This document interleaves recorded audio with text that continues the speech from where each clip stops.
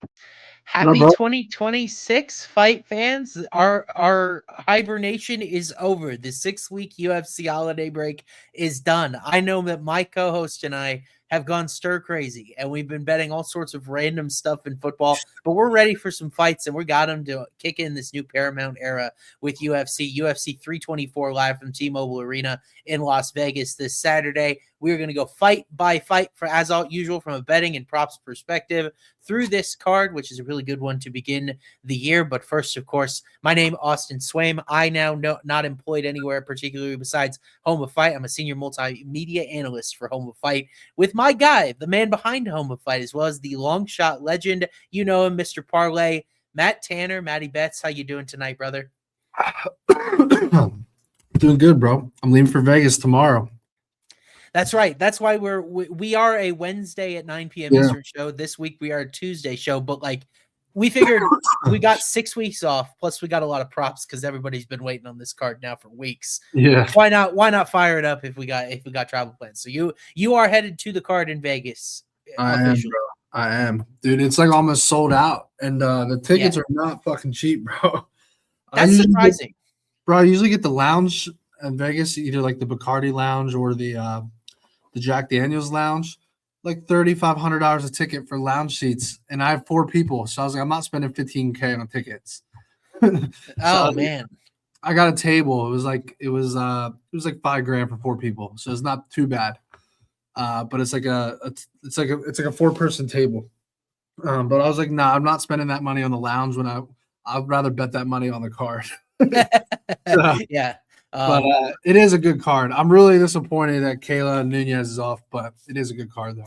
I haven't even put any because that fight's been off for a bit. I hadn't put any thought into who I thought I was going to win at that point. So I guess I still have more time to procrastinate. But was it close to a pick'em? What was the line? I was so torn on that fight. Yeah. I literally was going with Kayla, but I wanted to fucking back out of it so bad and take the dog. Yeah. I didn't get a chance to model it, so whenever they put that on, you and I will go in depth. I'm sure they're going to keep it together because it's like what other fight for either of them makes any sense. So exactly. We'll keep that, but we do still have 13 fights on this card, varying degrees of veterans and stars. I think they really did want to juice up the Paramount era here. Maddie, do you have any New Year's resolutions for betting UFC in 2026 as we kick it off? I want 4 cycle parlays in a year, bro. We hit 3 last year. So we've hit 4 lifetime, but we hit 3 in a calendar year last year. Yeah. My goal this year is to hit 4. I think that's very reasonable. That's 1 out of every 10 cards I have to hit one, right? Yeah, absolutely. It doesn't sound that hard when you think about it. Hey, I feel at some point like you are a live threat to go back to back, like, and whether or not you get the luck in consecutive ones, but back to back would be pretty legendary. So I like that. That's a better one. You're right. Yeah. The other thing I'm not even thinking about is I'm now bet 2 cycles a card, whereas early on I only bet 1, and then sometimes a backup 1. So that doesn't obviously change the numbers. Yeah. I like that. I'm gonna go with yours, bro. I want a back to back one. Yeah, I mean, because people will say you can't do it 2 weeks in a row, and then if you did, that'd be crazy. Mine is I'm going to stop betting value losers because I feel like I get in this position where like I'm like this person should be plus 250 and they're plus 300, and I end up firing a ticket on someone I still feel is not going to win. I just don't have to bet it, or I can find a different angle or something. That defined my 2025 as was. I think I looked at something crazy, dude. I beat closing line value on about 70% of my money line bets that I made. Do you know what I hit in money line bets last year? Like 38%. So I was beating market moves constantly, and they were losing.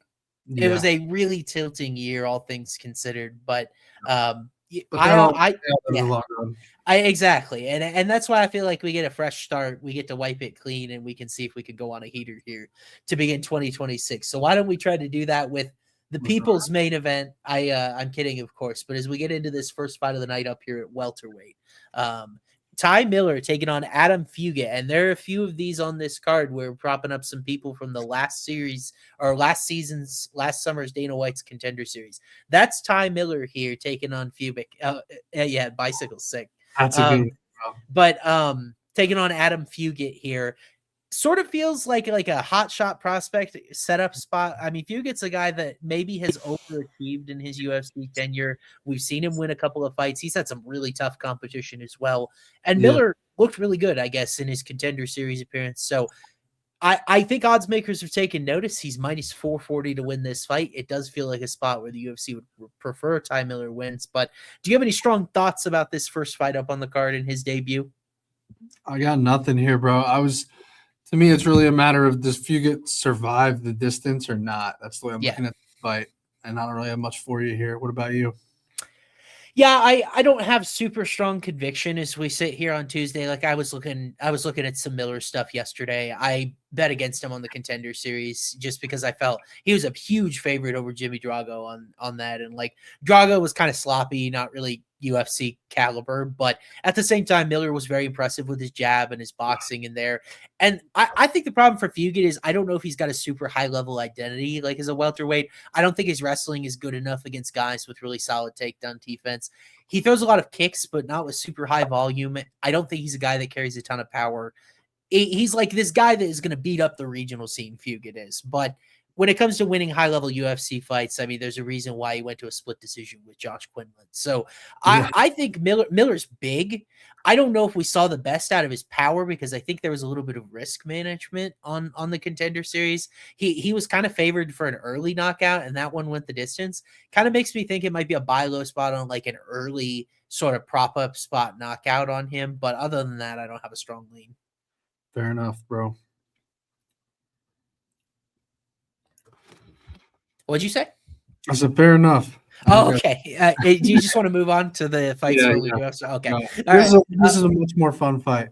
Yeah, I was able to model this guy. It was kind of interesting. Ricky Turcios taking on Cameron Smotherman at bantamweight. Turcios, former Ultimate Fighter winner, definitely has gotten some favors from the promotion and then some not. Raul Rosas and Bernardo Sopai in back-to-back fights, tough assignment. And then Cam Smotherman got this big upset win of Jake Hadley coming in on short notice. Really impressive. Was able to keep his roster spot. And then he's fought a couple of really tough guys himself since. So really, these guys have been fighting tough strength of schedules. It hasn't been going their way. I think you could make a case on both sides of this fight. Smotherman minus 205 is the younger guy, certainly maybe the more higher ceiling prospect, Matty. What do you think about the odds in this one, and how do you see this fight playing out stylistically? I'm seeing props on this one, by the way. Yeah, I've seen some as well. Yeah. Bro, you know what's crazy is I wanted to put out a cycle like a week and a half early just for the first time ever because like you can never do that. But I just couldn't do it, bro. I just couldn't do it. But yeah, I mean, on this fight right here, bro, I kind of like Smotherman by decision here. Yeah. It's plus money, plus 110 here. I mean, Ricky by decision's plus 300. I kind of like length here more than anything. But plus 110 is not bad there on the minus 205 favorite. What's he? Oh, it's actually tightened. He's down to minus 180 right now. Oh, that's very interesting. That's on Bet Online. That's not on Hard Rock. Let me see what Hard Rock is. Yeah. The Great Shield FanDuel at minus 205 for Smotherman. So we're kind of in the same spot. Okay. With those guys at FanDuel. Yeah, minus 200 on Hard Rock. Yeah. Yeah, interestingly enough, Matty, and this is one that I kind of went in. I just wanted to see what my model said. I've got Turcios favored here, 54.6%. A little bit surprising, but some of Smotherman's peripherals are going to be rough because of the Ricky Simone fight, and he really couldn't get Simone off of him in that fight. Hadley, I'm a little concerned when Jake Hadley goes to PFL and he hasn't been successful whatsoever there. I feel like Smotherman, because he got that big upset. Did you think Hadley was really that bad, though? I didn't think he was that bad, bro. Yeah, but he's tanked in PFL is the problem. And that's where I thought Hadley was pretty good. He looked better. He looked better in the UFC, honestly. Yeah, he's been fighting at 135 in PFL, and that's kind of an issue, is that flyweight was really more of his weight class. Smotherman was bigger than him. The fight that really bothered me for Smotherman is I thought Sari City would be a good matchup for him if he was this guy that was going to deliver on the boxing talent, trains with the guys in Houston. And I just don't know if Smotherman necessarily can live up to this price tag against anybody, especially a guy in Turcios that pretty defensively responsible.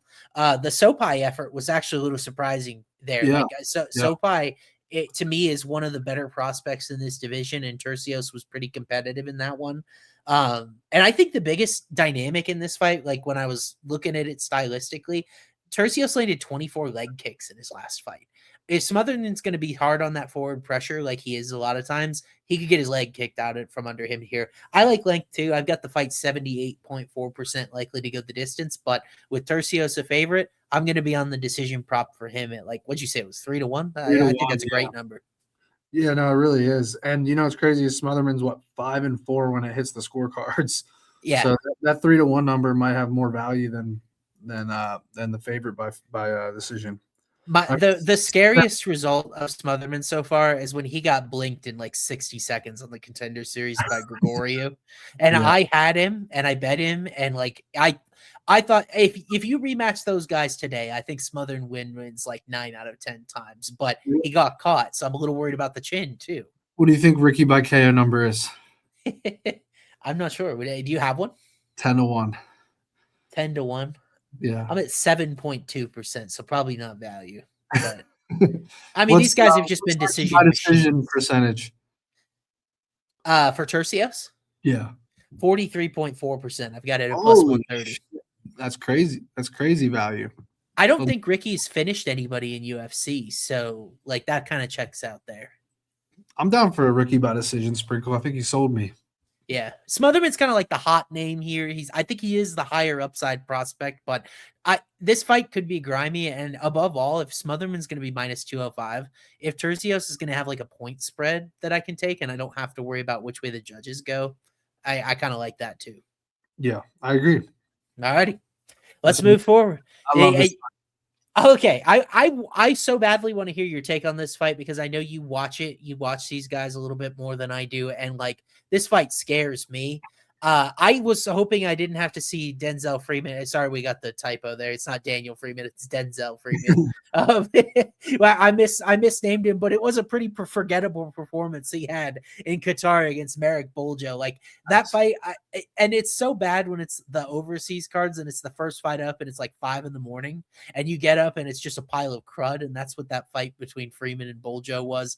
Josh Hokit has not been a pile of crud when he's been on the Contender Series. Super impressive win. Then he got another newcomer in Max Jimenez in his UFC debut. He has really ran through the two guys the UFC's matched him up with so far. So Hokit a minus 220 favorite here. Freeman probably the more experienced guy, but Hokit actually a former NFL player, by the way. So really athletic. Kind of tells you the potential he's got. You said you love this fight. What is your preferred angle here, and what do you think about this matchup? Well, Hokit has a 100% finish rate. Yeah, 7-0 all finishes, right? Mm-hmm. I gotta see what this decision prop is, bro. Oh, really? Okay. Because I think Freeman's good enough on the ground. Like, I don't think he's gonna be able to stuff all the takedowns, but I think he can survive on the ground. Okay. The over 1.5 minus 200. Hokit by decision. Wait, did you say over 1.5 is minus 200 and a heavyweight slop fest? Yeah. Wow, that feels like a little bit of a hint from odds makers. Yeah. And you can get Hokit. How does that make sense? You get the minus 220 favorite to win on the cards at 3-1, and the over 1.5 minus 200. I mean, that's a crazy good number, bro. Yeah, I'm gonna have to play Hokit 3 decision if that's what odds makers are telling me, because like everyone here is going to slam Hokit 1-2 because he's been money and he has found the early finishes, and like that's going to be the preferred method to back him. And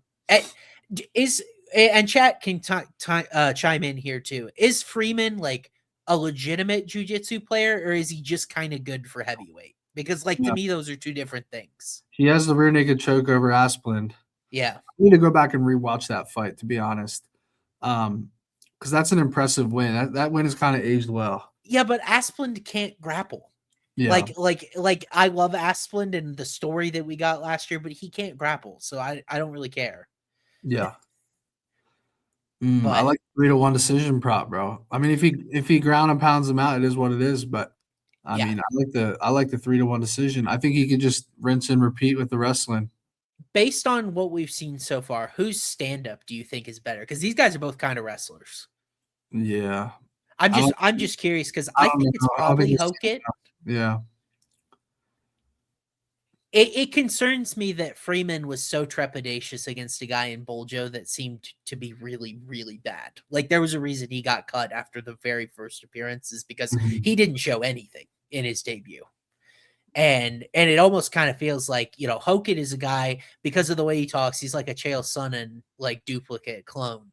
It feels like a guy UFC would want to push, and I'm surprised Freeman is in his bracket because I'm like, just give Hokit a guy that can't wrestle at all.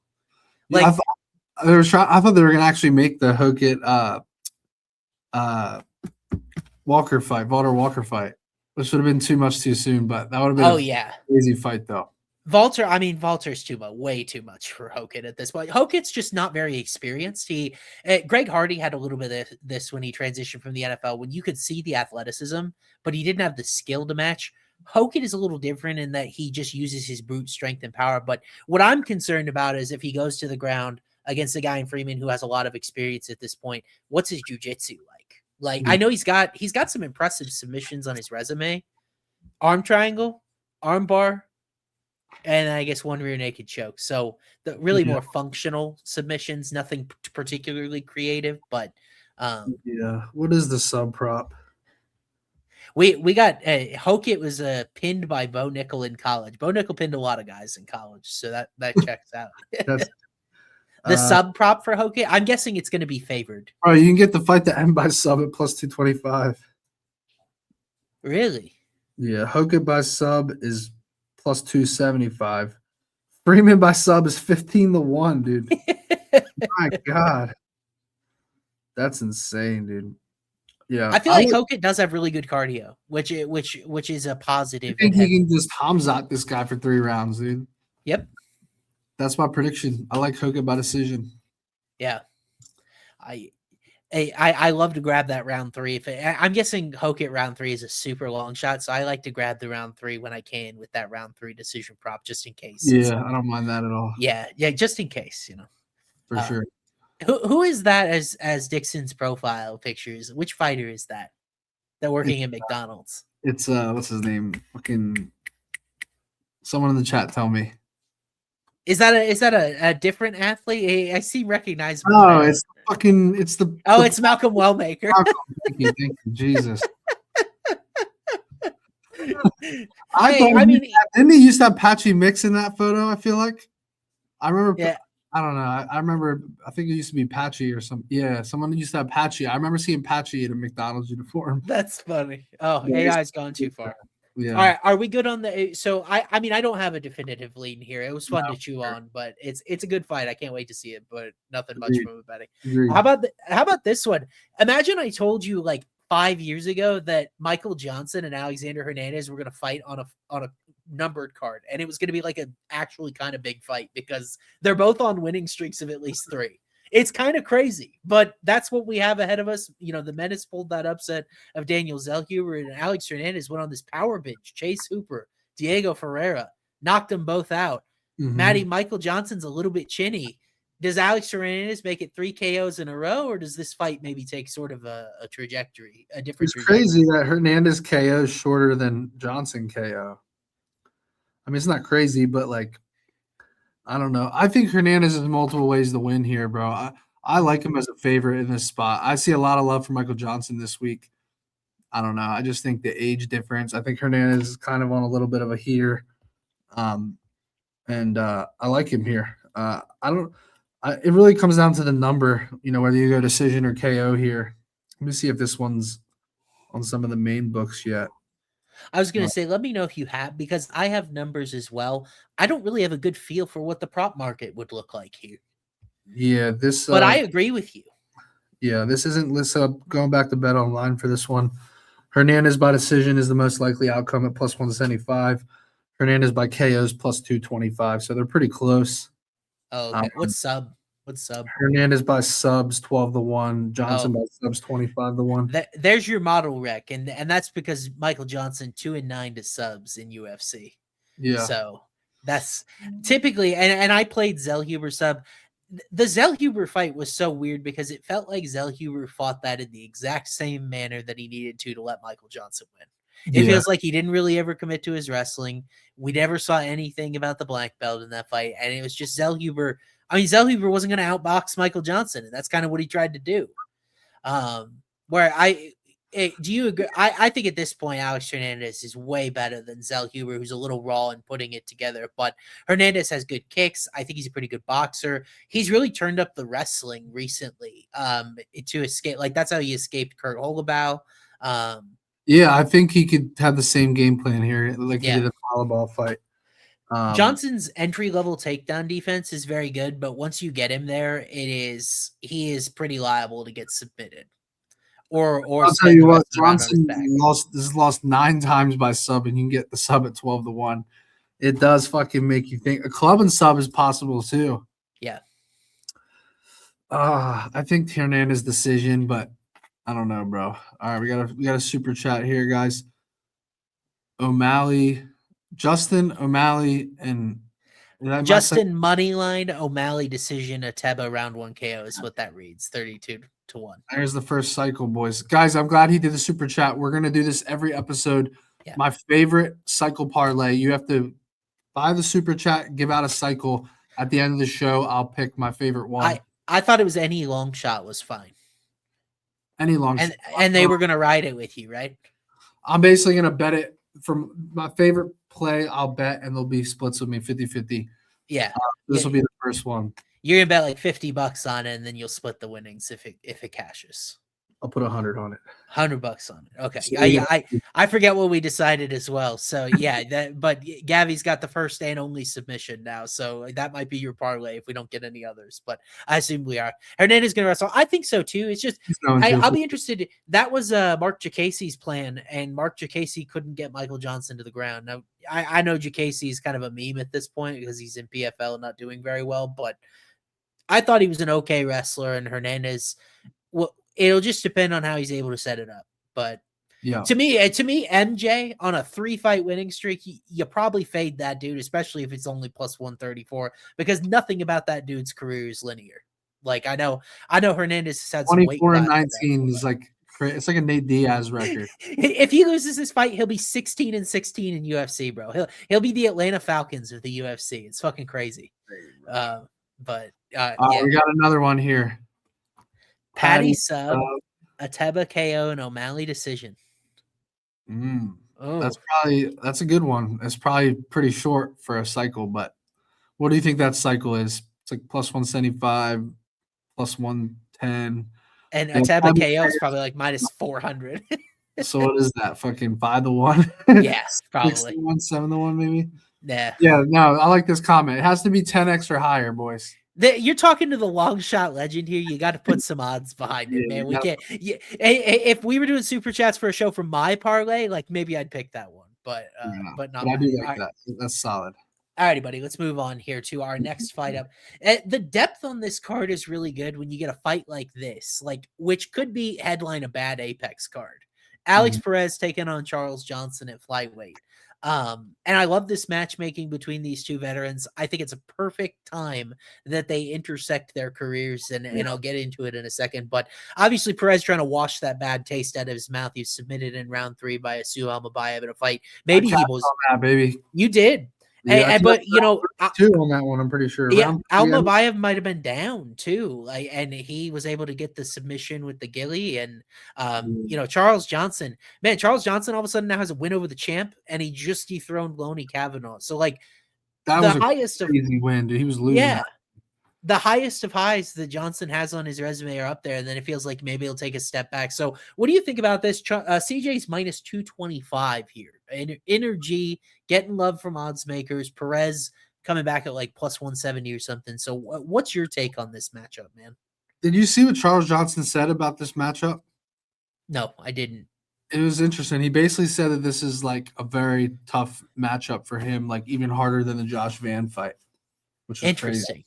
Yeah. He's got me overthinking this one, bro, because you look at Alex Perez. I mean, go look down his resume. Like, he literally fought Tatsuro Taira, Almabayev, Pantoja, Bukauskas, Figueiredo.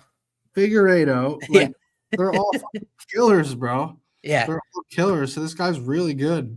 Like he's one of those guys that his losses are good losses. So it's tough, man. It really is. He gets subbed all the time, but that's not something Charles Johnson's really going to do to you. Yeah. He's been subbed. Perez been subbed 6 times. He's only been KO'd twice, and one was an injury. The Tyro leg thing. Yeah. More so realistically, when was the last time he was actually TKO'd? It was 2018. Yeah. It was the last time he was actually put away by strikes, not including an injury. I mean, I think Charles Johnson can kind of coast to a decision here. Yeah, it is a particularly intriguing fight because it's interesting. Johnson feels it's a tough matchup because I think it's a tough matchup for CJ too, where Perez is this guy that is like ultimately slept on because he fights this tough competition, right? And it feels like he's winning and has these successful moments. And we got a funny comment. Perez will be up 2-0 and then Johnson might knock him out in the third. It really has been the mistake. It's been the moment that has cost Perez, and most of that was submission stuff. And overall, I feel like Perez has fought a higher level of competition. See, energy is just weird to me where like we have the Ramazan Tamirov fight, or we'll have the Cody Durden fight where it feels like he's about to get on a run and then all of a sudden he's not able to keep a guy off of him, or, you know, he wasn't able to defend takedowns against Durden, or loses a tight decision to Ode Osborne. Like it feels right about when he's about to get over that hump, he takes a step backwards. And that's what I'm afraid of here against Alex Perez, who's a guy that's going to be in it constantly, varies his weapons incredibly well. I think his takedown entries are so fast, so clean.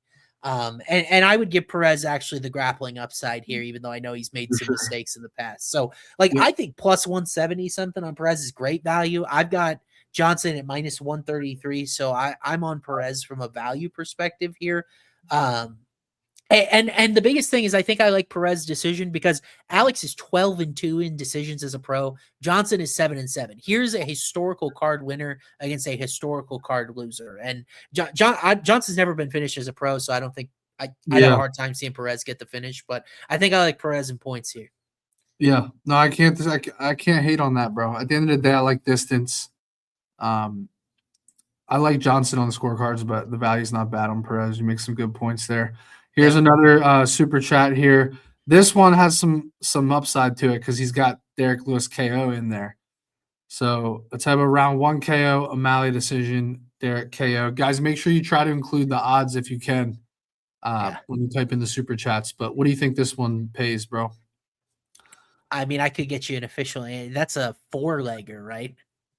No. Patty it's 4-legger. Patty's in there. I didn't even see that. Yeah, Patty decisions is 5-1 on its own. So this is that's gonna be like 30-1, maybe more. Ateba, you guys love that Ateba round 1 KO already, huh? Yeah, I think people do. Then, I took a picture of this one, so I'll consider that one at the end of the show.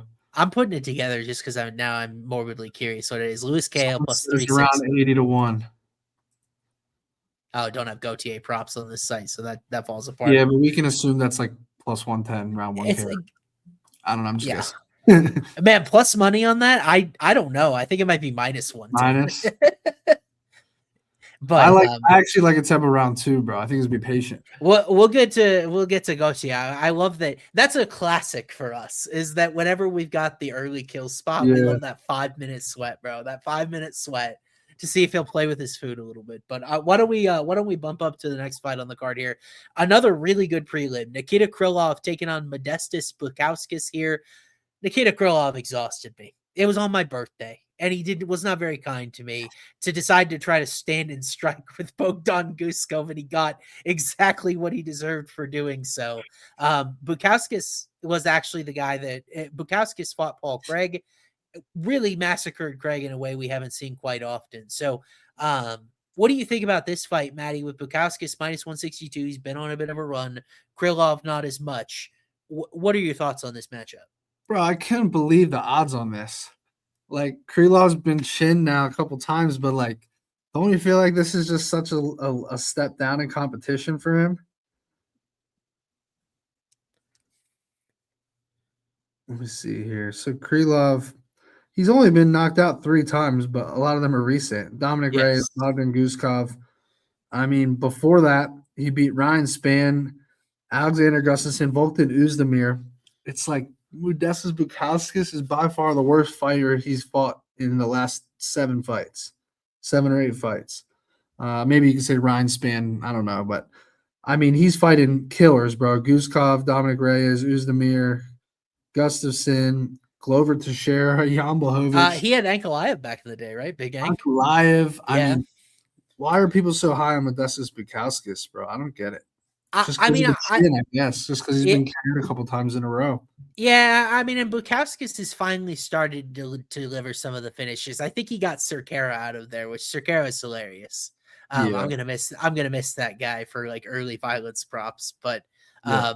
the QD Laba decision, I'm not even making this up. Like MMA decisions, most media scorecards had it going for Ewan.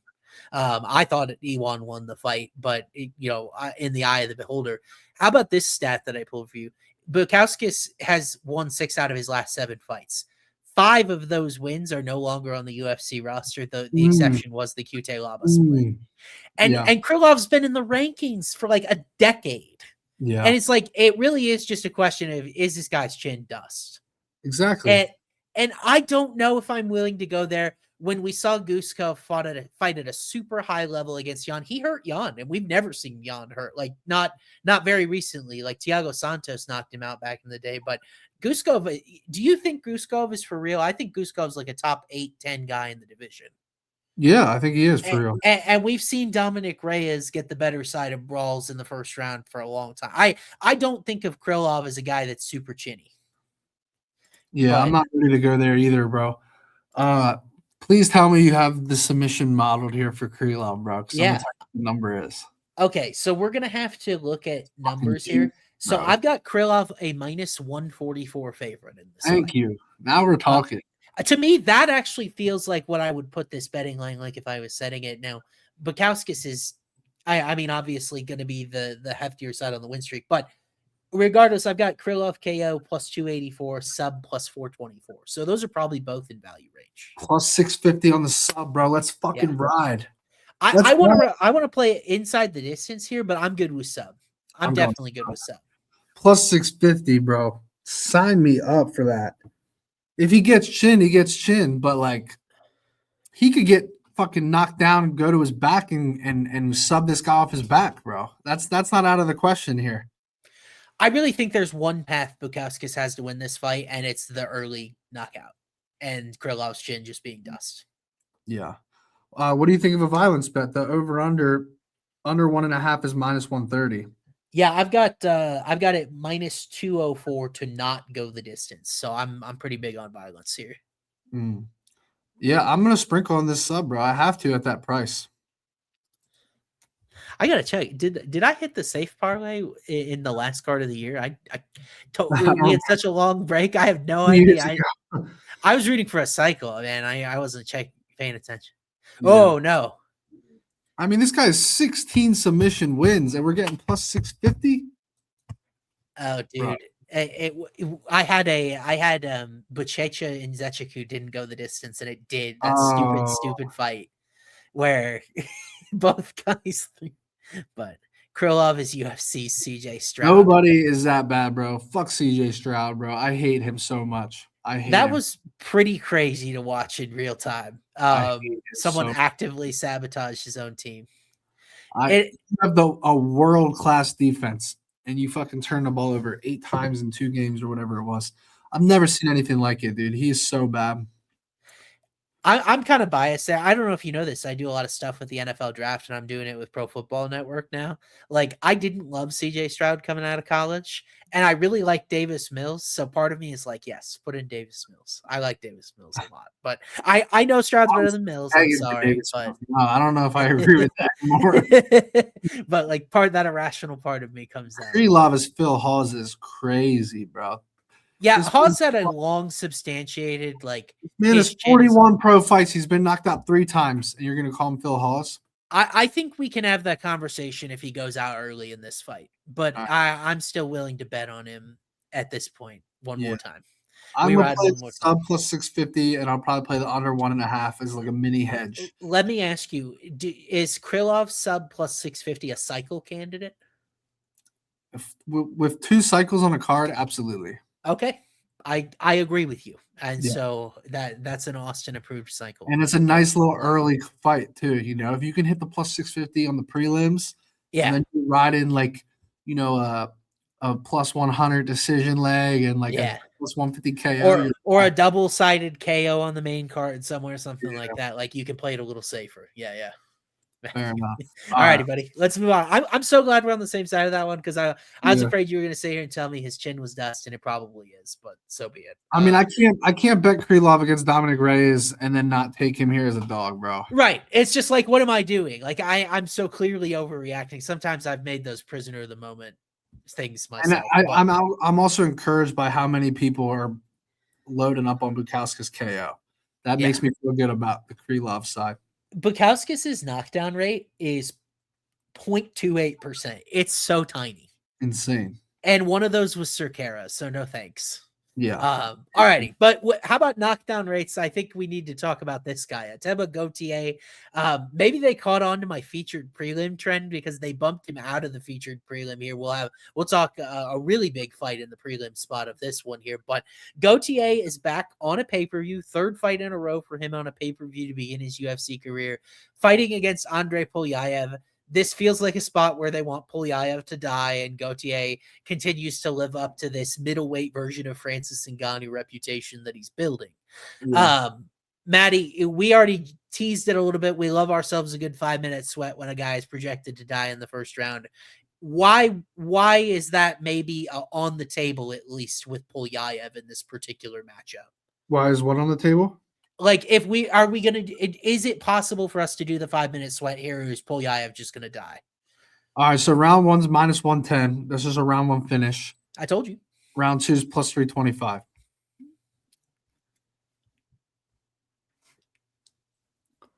I expected longer odds on round 2. That's interesting. Yeah, that's on Hard Rock, I think. Hold on. Yeah, I'm pretty sure it's on Hard Rock. Yeah, that's just a round 2 finish. Let me see what round 2 KO is. And I don't think Pulyaev's been subbed. He certainly would have the grappling advantage. Ateba had a sub his last fight, right? Pulyaev? No, Ateba.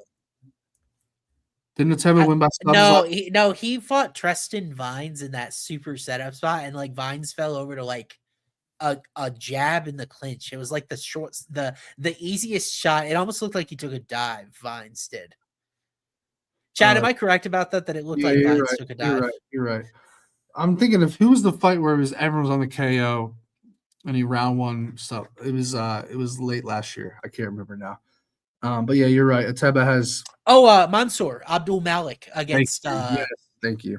Ateba has 1, 2, 3, 4, 5, 6, 7, 8 straight KOs, bro. And almost all of them are in round 1. One's in round 2. And that was the Contender Series fight in round 2, 4 minutes in. Yeah. Yeah, bro, this is tough. Pulyaev, 1 loss by KO, never been sub, 2-2 when fights go the distance. I mean, Pulyaev went the distance with CLD, bro. That's impressive. And he was solely focused on defense in that fight. Like he wasn't really generating much to compete, but he had the wherewithal to realize where the danger was and really do his best to survive. Yeah. I mean, you got to take a look at the Ateba decision prop just out of curiosity here. And you know what that reminds me of? Tom Nolan was a huge favorite and like a huge favorite to win in round 1 at some point. If it wasn't last year, it was the year before in Perth. What do you think the Ateba decision is? Is it 5? Is it at least 5-1? 10-1. Oh, wow. Against the guy who went the distance with Christian Leroy Duncan, bro. Yeah. I that's late enough. Maybe round 3 decision is late enough that's the angle I'll take here, but round 2 at plus 300 something is still not super appealing. Like when we bet Bo Nickel round 2 against Cody Brundage, we got 5-1 on that. Yeah. And did I have more confidence that Bo was going to survive or that Brundage was going to survive or Pulyaev? I thought Brundage was able to survive way better than I trust Pulyaev. Yeah. I need him to run like Jake Paul. How about that fight, by the way? Anthony Joshua I don't even want to talk about that fight. carrying the heck out of Jake Paul while we were off on our break. But so do you think maybe a tiny sprinkle at the decision and that's it for you, or you just I don't know what to do here. I hate fights like this. I don't either. I'm gonna watch some more tape on this, but I have no idea as of right now. I have no idea what to do. We got two super chats. This is a good one. I like this one, boys. All right, you guys got to clarify because there's 2 Silvas on the card. I'm gonna assume this is Gene Silva, but we got Umar sub, O'Malley TKO, Gene Silva TKO, 16-1. I'm gonna take a picture of that one for clarify which Silva that is for us. It's got to be Gene Silva. I don't think people are taking Natalia Silva to KO. Well, but they might be. Give me a minute. Let us know. I think you typed the same thing in. Let us know in the comments, Gabby P. We're gonna. Did you get the one before that? Did you read the one before that? Oh, wait. We got Derek Lewis KO. Okay. This is the real one. It's a O'Malley decision, so it's a cycle. So the first one was a typo. So here, let me delete that. Gotcha. Photo. So I actually like this better now. I actually really fucking like this. I really like this, bro. We'll get into why, but that is Gene Silva, right? It's kind of. I'm asking him to clarify. It's got to be, but just to make sure. And what about the other? We got another super chat. It would be way higher if it was Natalia Silva. I would imagine. Right above that guy has a super chat in there as well. There you go. Derek Lewis KO, Patty sub, Sean O'Malley decision. O'Malley decision. I'll take a picture of that one too. All right, guys, we're cooking these super chats. Keep them coming, boys. One of you guys are gonna go splits with me on $100 parlay. That's an AI image of I think Jake Paul actually beating Anthony Joshua, like an alternate universe. All right, okie dokie. Why don't we move forward, Matty? Feature prelim time here. Umar Nurmagomedov taking on Davison Figueiredo. Really, really great fight on the prelim. Like when you talk about depth on the card, it's kind of crazy. Umar got demoted to the prelims after the Mario Bautista fight because, like, there's a chance Umar might be the best 135er in the world, and he's fighting here. Really, obviously, the odds are going to be stacked in Umar's favor because he's so talented, and we know this about him. Figueiredo kind of just happy to be here because he got through Montel Jackson as a pretty big underdog in that fight. Matty, do you give Davison any shot? Do you give Matt Davison any shot against Umar Nurmagomedov? Chat's making me laugh, but I mean, what do you think about this? I think he is like a round 1 knockout or bust chance. I mean, we've seen Umar get clipped before, but that's really it. And even if he gets clipped, he just recovers and wrestles. I kind of like the Umar sub path here, bro. Okay. I think he's gonna wrestle. Let's take a look and see what the number is, but I mean, he's a minus 1,600 favorite. That is fucking insane. Let's take a look. Umar by sub is plus 210. Decision is minus 125. KO's plus 650. Figueiredo by KO's 40-1, bro. That's fucking insane. 40-1. That is crazy. I've got it 16.5 to 1. Yeah. That's insane, dude. 40-1 on Figueiredo's power. Yeah. This fight is a poison pill for my model because it always underrates Umar Nurmagomedov because he doesn't always put up very many offensive stats like in those categories, even to show how dominant he is. And then it loves Davison Figueiredo because a lot of Figueiredo sample came at flyweight when in reality at flyweight, Figueiredo was this super finisher, high knockdown rate, lots of submission attempts. And since he's moved to bantamweight, he's kind of become a decision machine, not a very good wrestler. Like his cardio has been better and more consistent, but that's just about Figgy sub round 2 easy. Man, a little bit divided here. I mean, I get the Figueiredo sprinkle because you think was Umar even this big of a favorite against like Bekzat Almakhan or Ioni Barcelos or any of those guys? Like this is a massive number. Yeah, I don't know. I will say so. Umar from 2019 to 2021 is 3 rear naked chokes. I think that's his best path to get the sub, bro. Sure. If he can get Davison's back on the ground, I do think he can get it. but like a plus 210 isn't even worth it. That's Yeah. the problem I'm having, you know? Yeah, I've got 5-1, and obviously Davison just is really elite with that particular I mean, Davis defense. subbed one time in his career, and he was kind of gassed against Moreno, Yep. or at least hurt against Moreno. I just Yep. can't get there. The fight's really unbettable for me. At this point, I'm ready to just throw a dart out there on Davison by finish. Probably both 40-1. Like, Yeah. but I think Umar by decision is probably how it goes. Oh man, it's tough.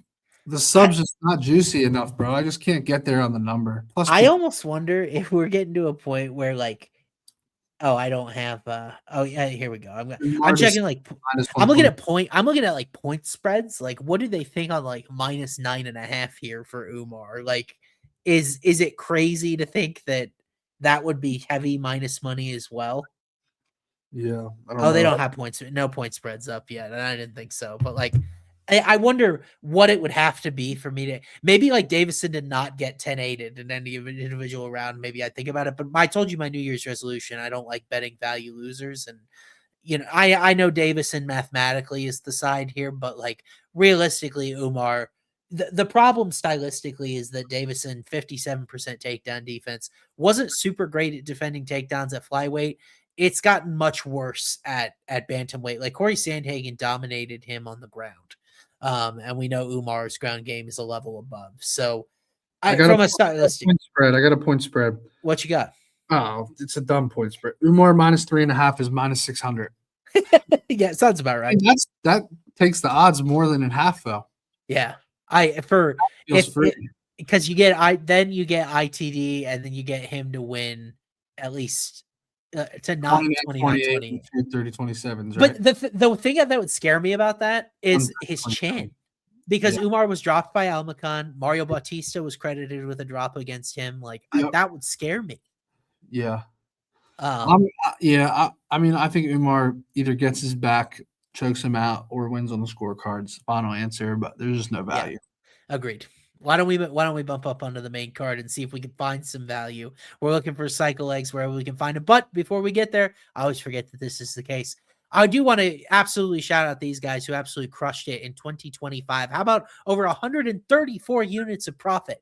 134 units. That is a pro betting sort of results track, and that's because we do really have two bros between Hayden and Nolan that do the Home of Fight Picks subscription. If you visit that link that Maddie linked there, winnable.com/HOF picks, you can also visit Home of Fight Picks or Home Fight Picks on X or Instagram. If you sign up for the picks code, you can use code HOF. You get 7 days free. You time it right, you potentially could get picks for both UFC 324 and 25 for free. 7 days free there. Winnable code HOF picks. Those guys are truly savants at what they do.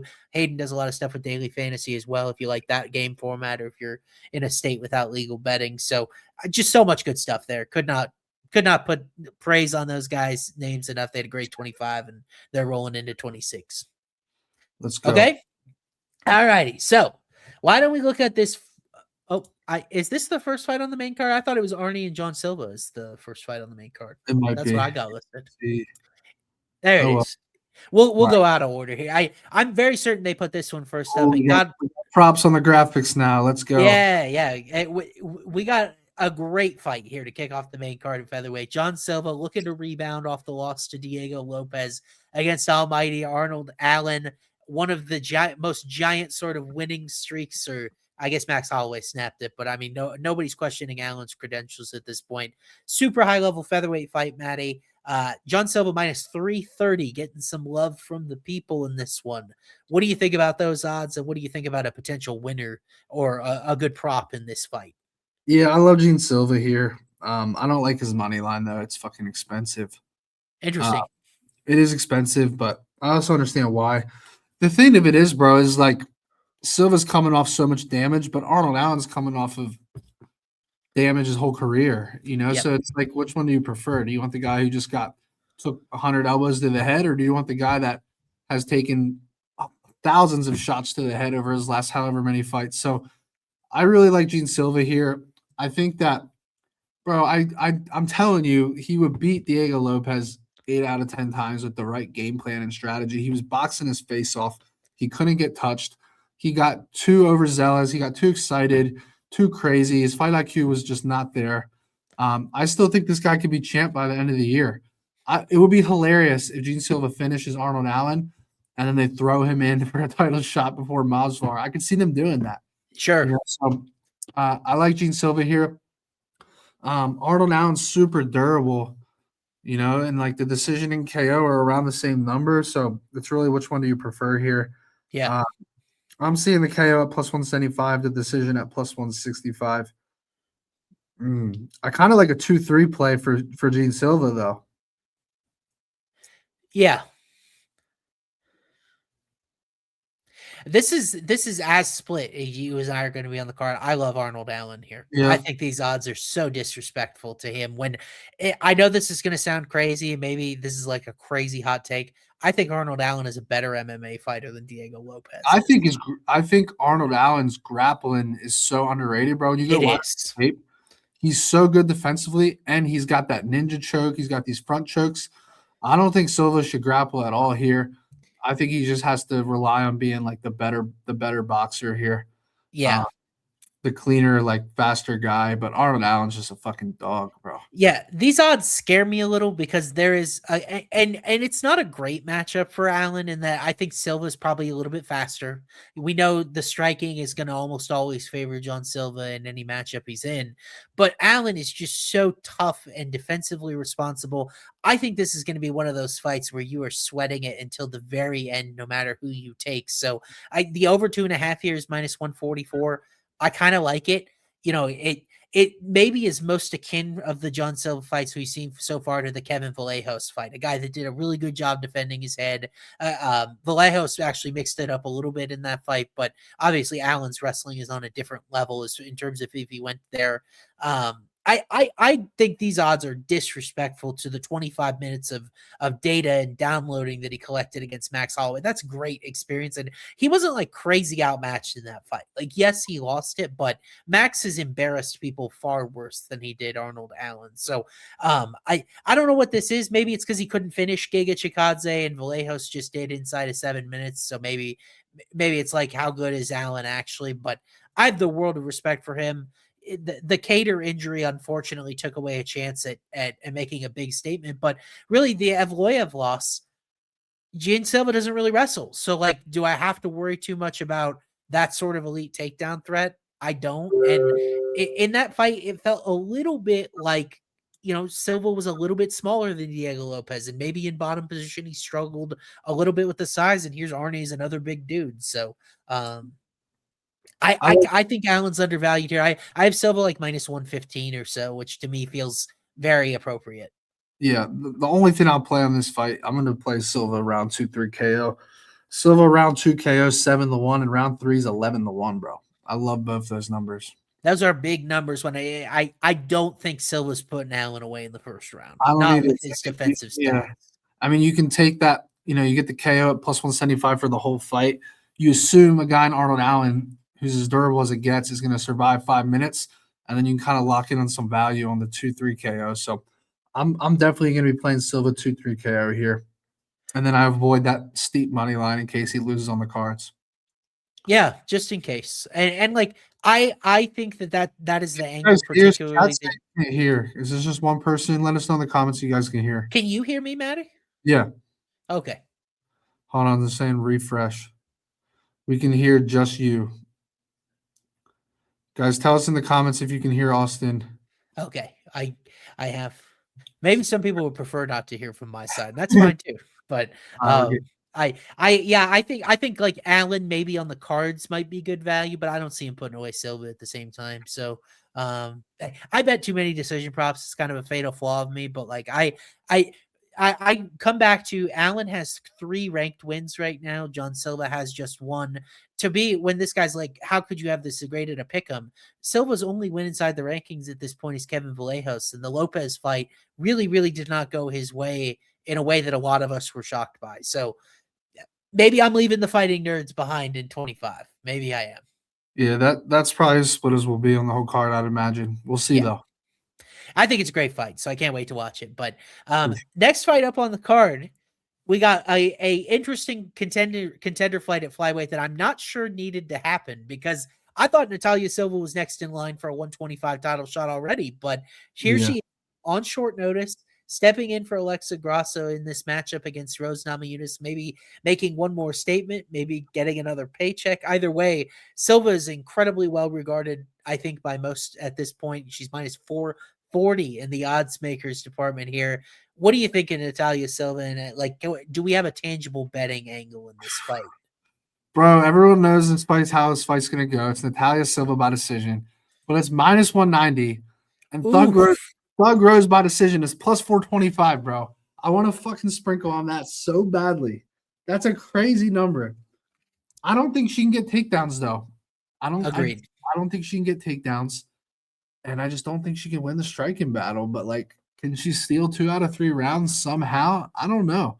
But they do not want you betting Natalia by decision. They're pricing at minus 190, bro. I thought it was going to be like minus 130. Yeah. It's just so expensive.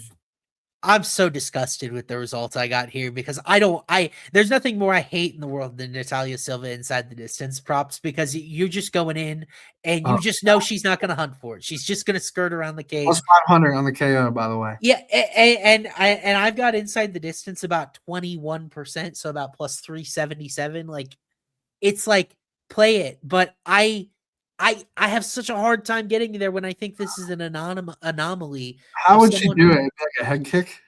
It could be. I think it could be a head kick. I think it could be maybe like the ref pulls her off because he's just going downhill for Rose pretty quick. But Rose hasn't looked awful in recent fights. Like the Miranda Maverick fight to me was a very tough stylistic matchup for Rose, and she was able to find a way to get her hand raised, even though there was like a knee injury there. But the Aaron Blanchfield fight was closer than I thought it was going to be.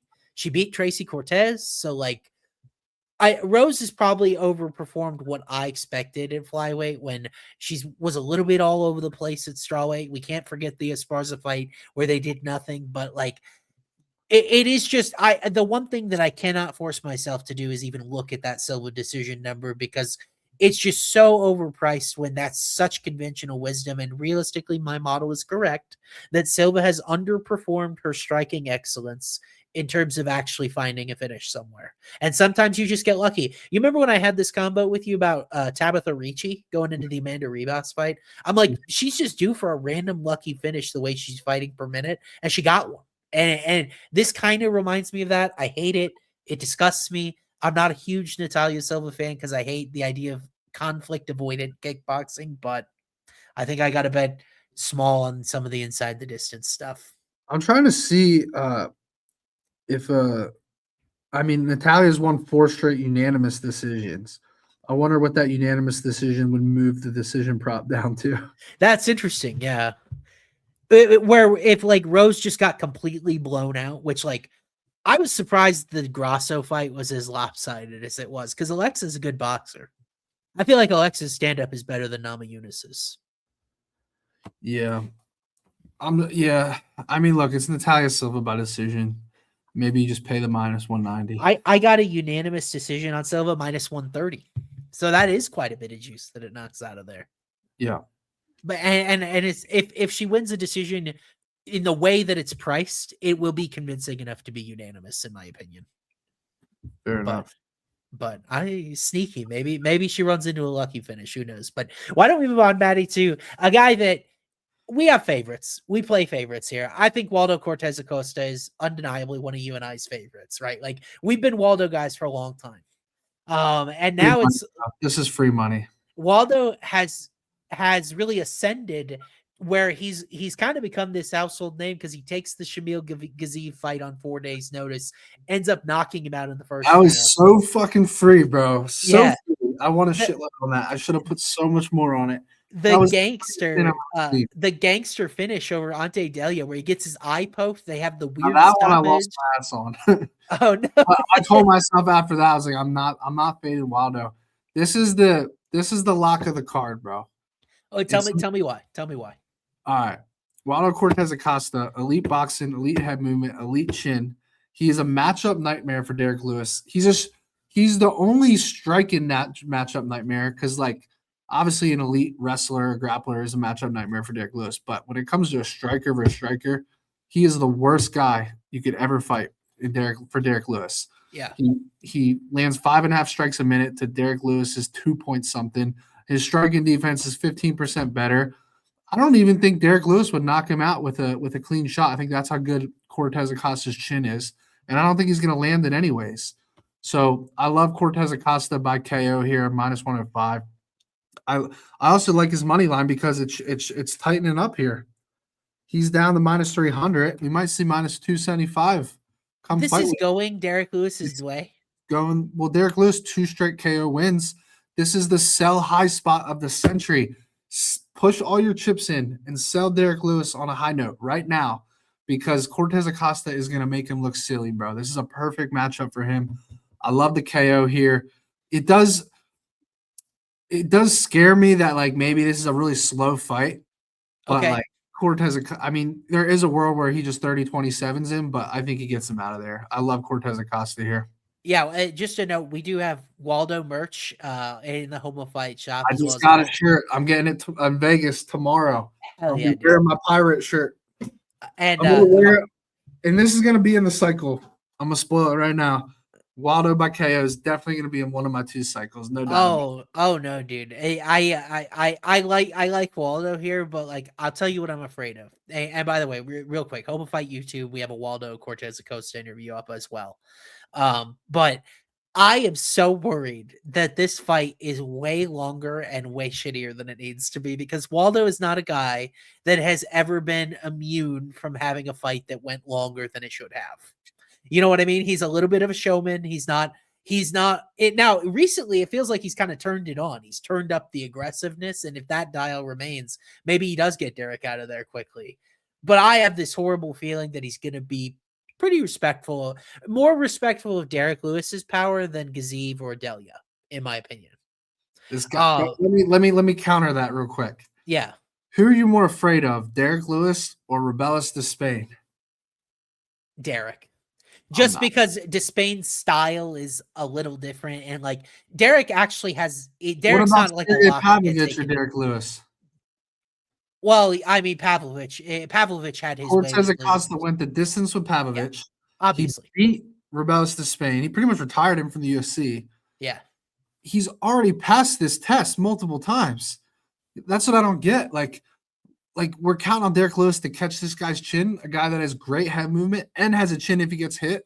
Oh, no, I'm not betting on Derek, dude. I'm just saying I'm worried that maybe the decision outcome is a little bit I'm putting the decision. If you're Cortez-Acosta, you have a legit chance to fight for a title this year. You need to put the Black Beast away, and he's going to do it. He's going to go for it. Yeah. We have the comment. What's the over-under on this fight? Is it about to pick him for 1.5? Is that what it says? I love Cortez-Acosta KO here. I'm gonna be in Vegas. I'm gonna fire a huge straight bet on this too. Yeah, there is no 1.5 is -135. I do think it comes 2-3. I don't think he does it in round 1. I think it's gonna start very slow. So I agree with you there. But I don't think it's gonna last. I don't think it's gonna make it around 3. I think it'll be late round 2. Let's see if I can get. I think I might be able to get and I do this sometimes where. So fight to start round 2 is -215. Waldo's money line is -330. I can get Waldo and fight to start round 2 at -123. So then I don't have to worry about it. Like I do this sometimes and I layer it. And then I think the last couple of times I've done this, there was like an injury or something. So I've just run so badly. But do you like that? Like Waldo and then round 2, 3 or decision. So you get all of those -120. Wait. So say this again. So you get Waldo and fight to start round 2 at -123. That's pretty good. I think so because what that is to me is it's overweighting Derek Lewis. Derek isn't going to rush in the way that Shamil did. You know, I don't think he's gonna. Yeah, Shamil was marching him down like, oh, this guy came in on short notice. I'm gonna just kill him. And dude, it did not go well for him. And same thing with the anti-Delija fight. Like that was a fucking barn burner early. Derek Lewis, both guys are going to be calculated early. So I like fight to start round 2, and I like Cortez-Acosta. Yeah, I agree with you. I agree with you. That's going to be my primary angle here. And like the thing is that I think Derek knows what he's up against here. Cortez-Acosta is faster. He's got a way better chin. This isn't Taliesin Teixeira with his chin way up in the air. Like this is, and Cortez-Acosta's got a lot of high level experience at this point with So Pavlovich. With I think I am so interested. I want to see Waldo in there against Cyril Gahn or Tom Aspinall. This fight doesn't interest me at all. I know he's going to find a way to get his hand raised here. yeah, agreed. All right. Co-main event time. And this is a good one. I think UFC tried to put probably their two biggest stars on this opening Paramount card. Sean O'Malley was not the co-main event before we lost the Nunes fight, but still a worthy one. Okay, these guys have both headlined plenty of UFC cards. Sean O'Malley and Song Yudong inside the top 5 or 6 or so at bantamweight. The Sugar Show is back, Matty, and there is no buy low spot. He's minus 225. He's getting lots of love in odds markets, as is going to be the case. I think he's probably the best thing since Conor McGregor in terms of star power to casual fans and to UFC fans. Like, I'm not talking myself. I'm talking about how people outside the UFC, like niche, like you and me, see fighters. So is that inflating his odds more than it should here, or do you actually think that he's a pretty good bet in some of these prop markets? No, I just think it's back to a better stylistic matchup for him. Okay. And I just think, really, I love O'Malley by decision here. Maybe even a TKO, bro. You never know. But like Song Yudong's my guy. Like I love Song Yudong. That's the problem. So I'm taking my bias out of it. Like if I get to pick who I want to win, it's Song for sure.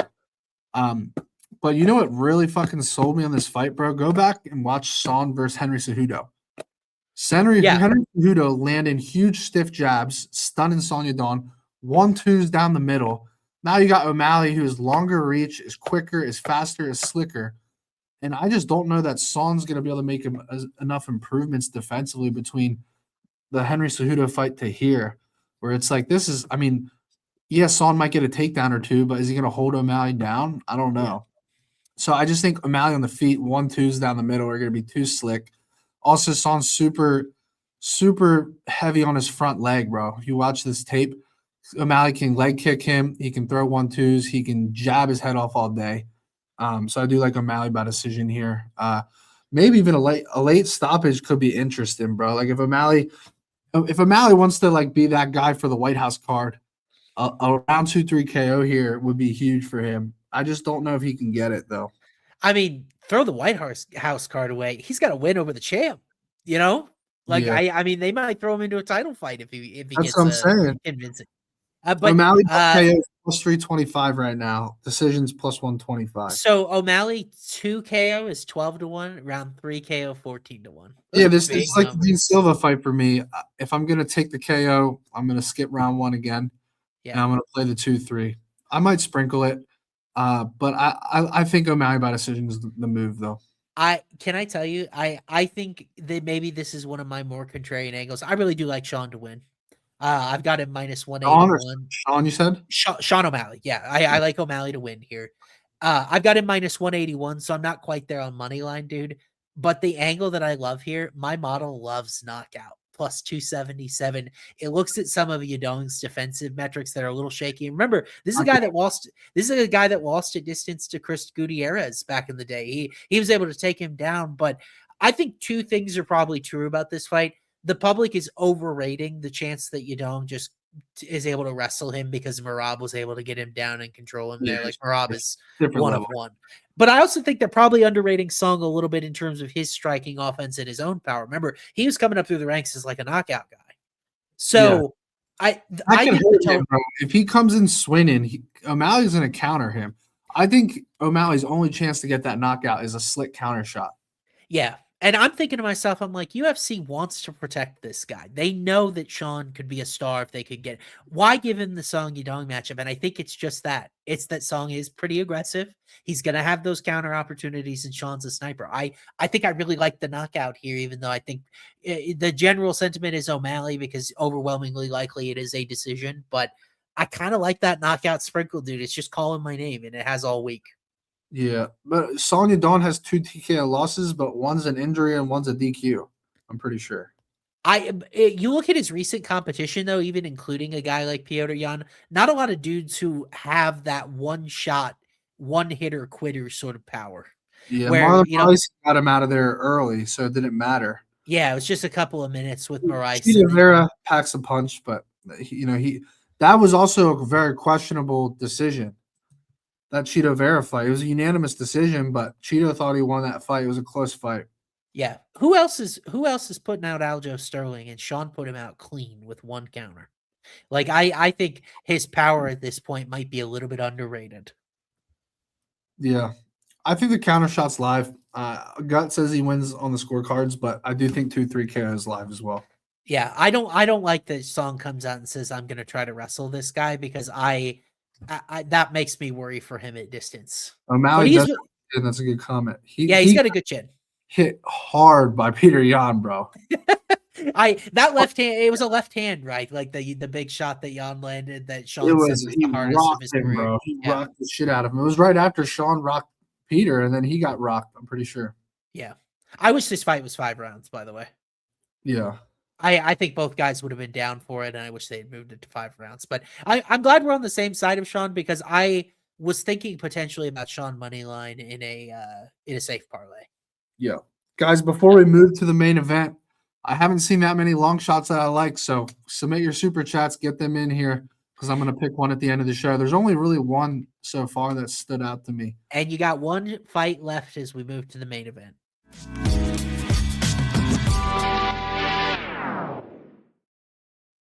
Alrighty, Matty. Not the lightweight title fight we asked for per se, but one I think we can still get excited about. I like the fight. I like it. I agree. All the BS. It's stylistic clash. I like it a lot. Yeah. You and I are always down for a Patty scrap. I mean, Patty's a good time, win, lose, or draw. And 25 minutes is even more intriguing for him here in this interim title fight between Justin Gaethje and Patty the Batty Pimblett. Patty minus 245, so he's a pretty decent sized favorite. We got some props on this guy as well. I think there's a lot of those prop outcomes that are kind of on the table, Matty. So you and I haven't really talked about it. What are you kind of leaning here? Bro, I like this comment right here. Under 3.5 is plus money? What do you think, bro? That's fucking. I didn't think the under 3.5 would be plus money. I thought under 2.5 would be. Oh, shoot. Yeah. That means you could probably get like fight to not start round 5 and a pick 'em. Let me see. I love that. Let me double check that number real quick. That feels fucking like a great number, dude. Under 3.5. No, yeah, it's not the right number. Okay. Under 3.5 is minus 170 is what I'm seeing. Minus 142 to not start round 4. That's not a bad number. Yeah. So finish in the first 3 rounds, minus 142. I like, yeah. I was gonna say plus 120. I'm hammering that. I think Patty. Here's the thing. Everyone's like, oh, Patty's not a good wrestler. He can't get Justin down.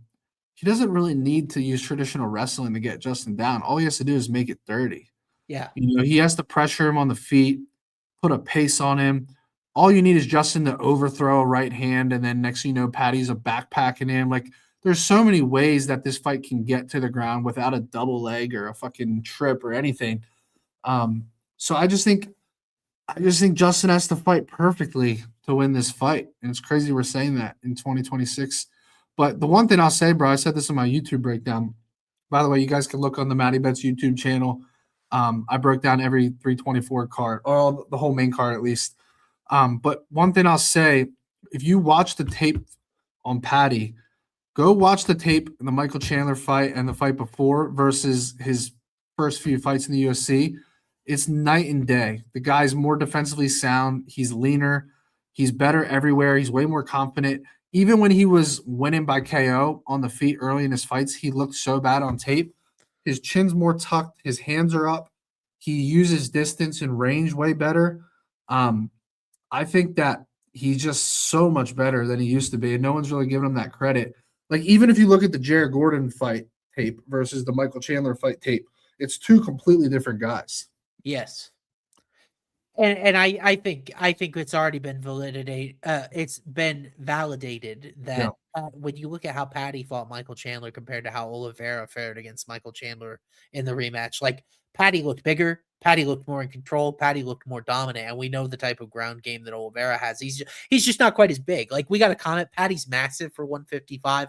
It feels like he really has grown into this frame. He's gotten really good with the weight cut. We haven't seen him as fat between fight camps as we used to. It feels like he really is locked in to a certain extent. And the chin, he says Scousers don't get knocked out. The chin is really good. Where it's really not as much the chin as like the recovery. Like, if he gets dropped, it's not a big deal, and you don't ever feel like has he even been dropped. He just gets hit. He's been dropped a couple of times, especially in Cage Warriors way back in the day. Okay. Yeah.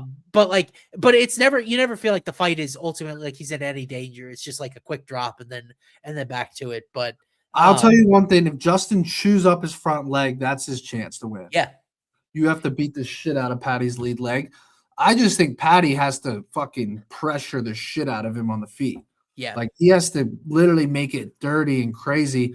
Because if you try to fight Justin at range the way he did in the Chandler fight, I think Justin's going to kick his leg off. But if you get in front of his face and make it crazy, Justin's not as good as a counter striker off his back feet as if he's the hammer, like, moving forward. And I think you have to just be in this guy's face, make it dirty boxing, get him in the clinch, throw knees. Next thing you know, you can get his back or get it to the ground somehow. And I think that's the approach Patty will take. Yeah. If you think Patty's going to cover this number, I think you bet him in the first 3 rounds, and it has to look somewhat like that, where it's dominant, it's in close. And I was going to mention that as well. The concern I have for Pimblett with his money line is against Tony Ferguson, he really did seem to fatigue pretty badly, and he carries a lot of weight for this frame and for this weight class. He fatigued pretty badly Ferguson there. So I'm a little concerned if this fight goes longer, and so is my model, by the way. It thinks if it goes to a decision, Gaethje's like twice as likely to win a decision. And I kind of agree with that, whereas if Justin's still standing, his striking volume, we know he can go 5 hard, might take over. But I think Patty is able to actually find a way to get Justin to the ground. And we've seen Gaethje twice in title environments, once against Khabib, once against Charles Oliveira, where he got his back taken and he got submitted. And like, Patty is one of the best dudes in this sort of top 10 area doing just that. So I feel UFC was very intentional with this matchup. They want the Ilya Topuria matchup, and this could potentially set that up. And Gaethje's a guy that was begging for a title shot and has grappling liability. I love Patty early here. I don't know if it's quite like I'm inside the distance minus 156, but knockout and submission are kind of right in line with what you would expect. So I kind of like an early round prop more than an actual finish. Do you like KO or sub better if you like Patty here? Oh my God. It's a tough question. It's so hard just because of the price difference. Is that sub really down to 140, dude? Yeah, I think I'm going KO. I was at Patty's. I was at the Michael Chandler Patty fight. I had Patty by sub, and I knew I was fucked as soon as he was in full mount. Raining elbows. I was like, it's so cool. Here's the thing, though. Michael Chandler has a way better submission defense on the ground than Justin Gaethje. Justin Gaethje will give up his neck, and that's the difference. And that's why I ultimately have to go with the sub play, even though the KO is juicy. And the club, like, everything can go perfectly. You can play Patty by KO, and everything can go perfectly for you on the feet. Like, he can be beating the shit out of him, but then it's a club and sub, Yep. So I do like the sub prop. I'm praying I'm going to get a way better number than 140 though in Vegas. I'm seeing plus 155 right now in Hard Rock. I'll have Circa, Caesars, and MGM in Vegas. So I'm hoping I can snipe like a plus 160 number or so on sub. We'll have to see when I get down there. I agree with you that, like, my model says go KO, and there's something holding me back from doing that. Where, I mean, Ilya called Gaethje a white belt, and that was really interesting. And Chandler doesn't really. The one guy to sub Chandler was Poirier, which is exactly. Crazy. And that was, that was a bloody, exhausting. It was, fight. Yeah. But like, Justin gives up his neck. Chandler has gone rounds with Oliveira on his back and all these guys on his back. So it's like, Justin, we've seen it time and time again. He will give up that choke. I can just picture it so vividly, Patty choking him out, bro. Yeah. I agree that I think maybe they are bringing that down just because of the submission defense, and I just can't hitch my wagon to KO. But I'm glad we agree here. What you got? I got to give this super chat a read. So this a long shot play.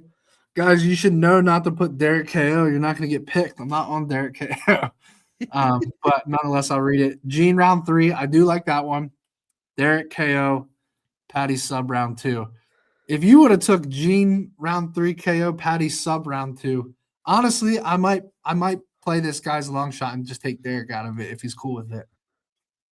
What is it? Gene round 3 KO and Patty sub round 2. Let me put that in and see. I like that a lot. See if it'll let you put Waldo.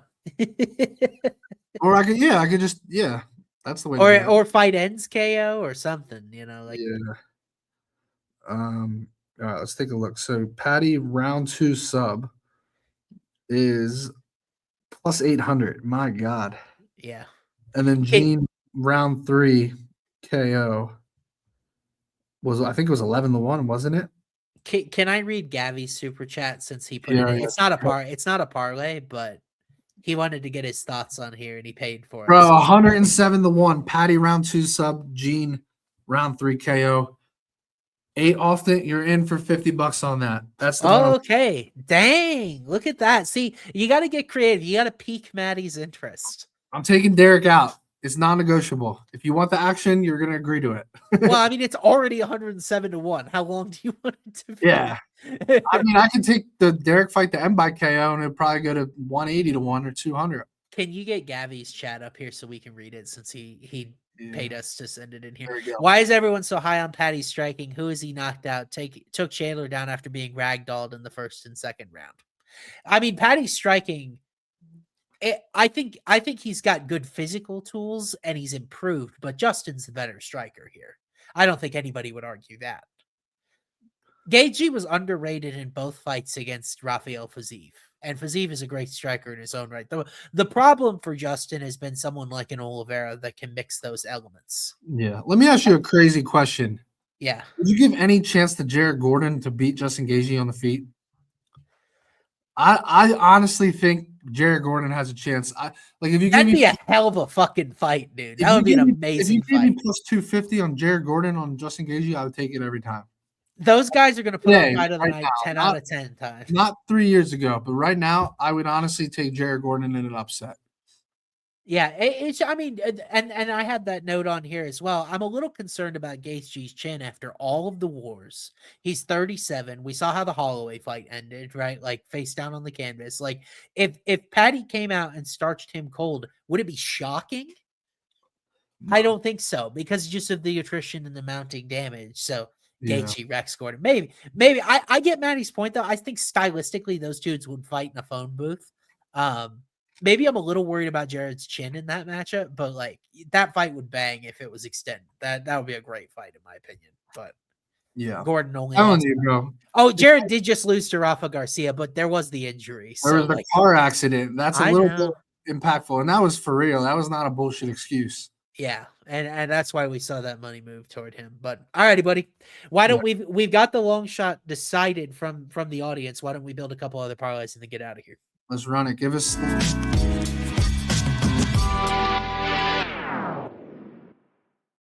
Start with the safety lay. The safety parlay, 1-1 since #the return. Hey, nothing matters in the new year. All that matters is this year. We're 0-0. I like that mentality. Yeah. Okay. I'm trying to think what I'm trying to guess your first leg here, bro. I'm trying to think based on what we talked about already. I already know. Oh, what about? I know you're gonna have a fight to start round 2 in this thing on one of the 2 fights that you love. I do like the totals. I don't feel like Cortez-Acosta Lewis starts round 2 is like a safe parlay leg, like because obviously Derek Lewis is Derek Lewis. That's not a safety leg. What about the Gene Silva Arnold Allen? That's the problem is that I don't love my model's verdict, which is it kind of likes violence here. And I'm kind of the opposite. I think it's start round 2 is minus 450 in that one. Yeah. What was the other fight we loved distance? The Charles Johnson, Alex Perez. Oh, yeah. I think I am going to that one is minus 650 though. But you could go. No, I'd go fight goes the distance. I really would. What about fight to reach round 3 in that one at -260? Because that gives you the safety nice. on a round 3 KO for Charles Johnson. Yeah, I like that. Is that at Hard Rock that you found that? Yep, -260. Okay. I'm gonna build it on here because I don't have Johnson props at this other site I was looking at. Do your thing, bro. So little advertisement for Hard Rock already has.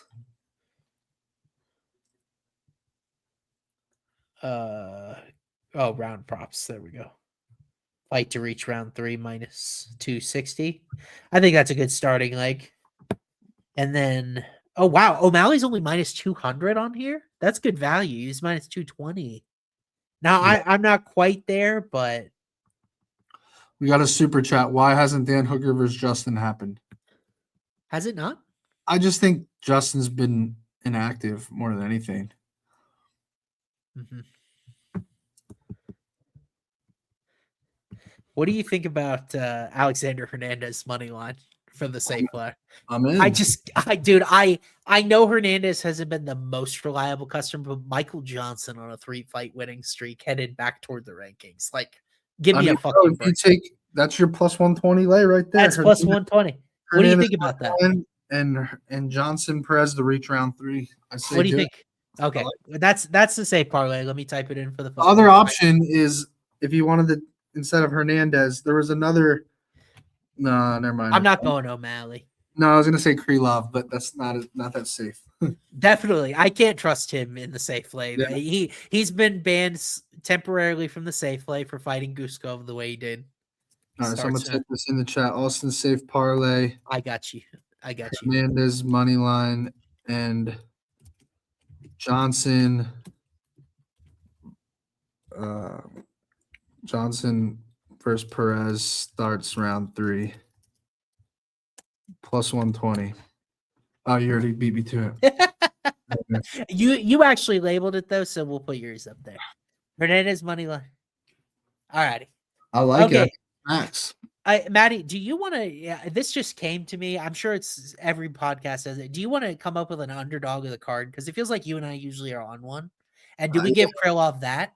I think we have to. Okay. We're gonna do because we're only. I mean, I know you like Arnold Allen, but I'm on the other side of that one. There's only that many dogs that I like. Really, I love the favorites on this card, bro. I gave out on my breakdown video. I picked the whole main card.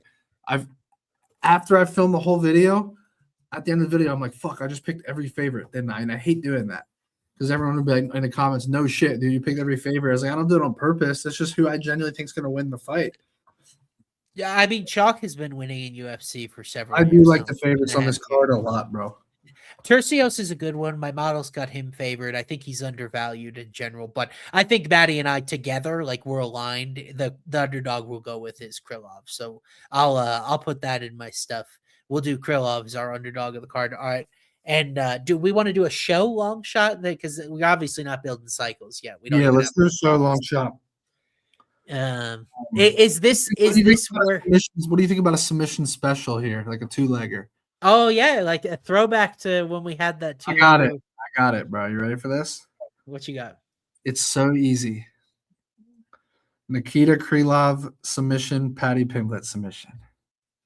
Fuck yeah, let's do it. Fuck yeah, let's 18-1, bro. It's free.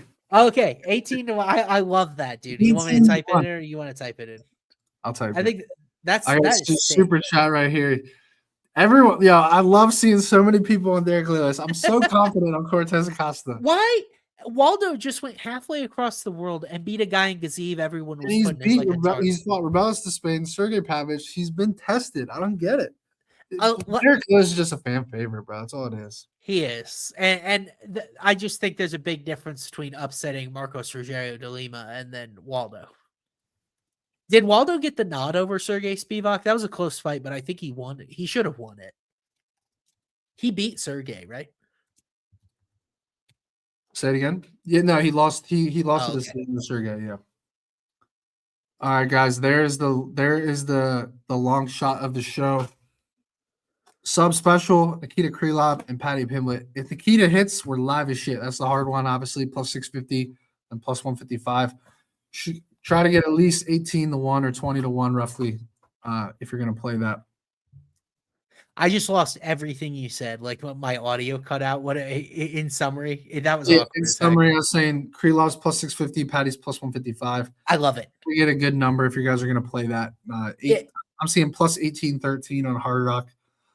Really, just make sure you shop in that Patty number because that's sub. I've seen it as low as like plus 130. It's gross. Yeah, don't play that at 130 or 140. Make sure you guys are getting a good number on that Patty sub because that's just a rip off, bro. And I could see, honestly, Gaethje's a big name, kind of a fan favorite. I could see that number maybe being a little bit friendlier come Friday. So maybe keep an eye on the market. But all righty, guys. Well, thank you guys so much for joining us. We gave you an underdog in the card. We got you a safe parlay, a long shot parlay. I think that means our work is cut out. This card is dookie to begin the Paramount deal. It was better with the Nunes Harrison. Listen, no fucking complaints, bro. We just went 6 weeks without UFC.